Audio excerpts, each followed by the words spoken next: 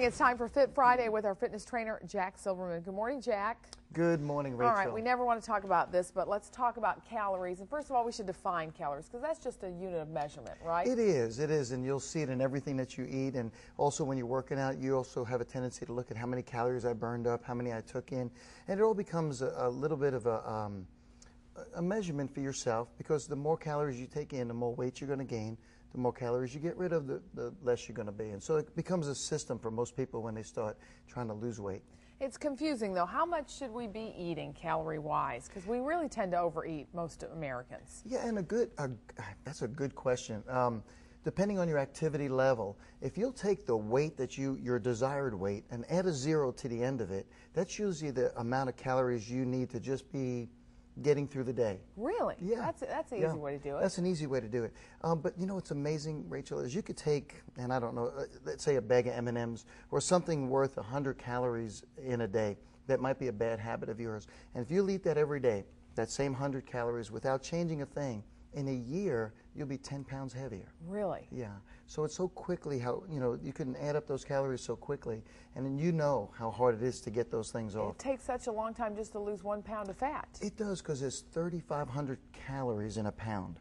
So throughout the week, if you're burning up 500 calories a day, which you know is a good hour of hard training. Very hard. That's 7 days of very hard training to burn up 1 pound, to burn up just 1 pound. So it's an effort to try to make that happen. What are some things that we can do to make sure we're eating things that are maybe not so high in calories?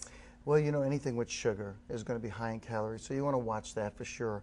But one of the things that I was going to share with you today is, because a lot of people ask, well, what's the best way to burn up calories? Sure.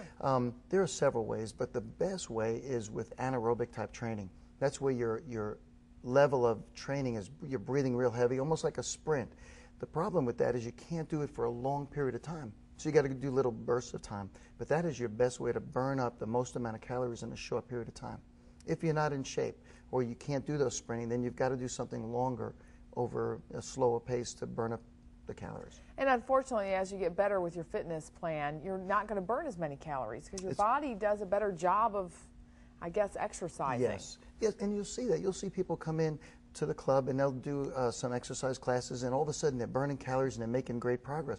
Well, 2 months go by and they're still doing the same exercise and they're not getting the same results anymore because of what you just said. Their body's gotten used to that, so it takes more work now to burn up those calories.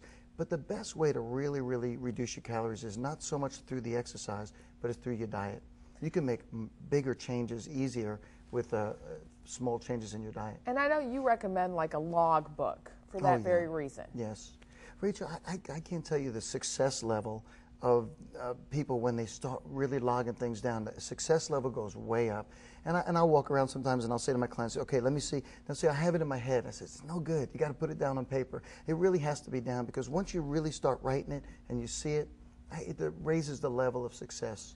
Plus, we forget how much we actually consume, especially drinks, which also are high in calories sometimes. Sure they are. And just like the example of those M&Ms, those 100 calories a day add up so quickly, and by the end of the year, you've really accumulated a lot more calories than you've burned up. Here's a look at how you can get in touch with Jack Silverman. His fitness center is at Air Park Drive. Go to jacksilvermanfitness.com or 899-9501.